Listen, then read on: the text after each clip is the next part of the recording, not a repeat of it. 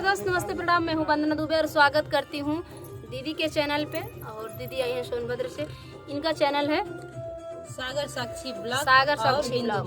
बिंदु मौर्य के चैनल पर आप सभी का स्वागत है। बिंदु मौर्य के चैनल पे एक प्यारा सा नाच गीत लेके आए। कैसे लगेगा कमेंट बताइए। काला रंग निराला हमार पिया, काला रंग निराला हमार पिया। एक तो काला है बाग का भंवरवा, एक तो काला है बाग का भंवरवा। है मतवाला हमार पिया, दूजे है मतवाला हमार पिया।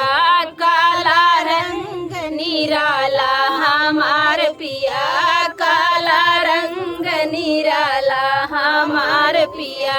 एक तो काला है आँख की पुतरिया, एक तो काला है आँख की पुतरिया। काला है गजरवा हमार पिया, काला है गजरवा हमार पिया।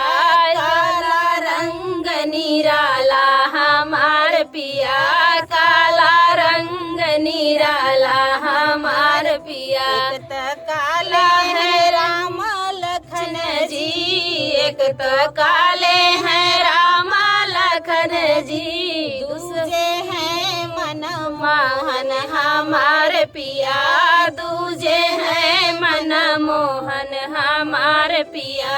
काला रंग निराला हमार पिया, काला रंग निराला हमार पिया।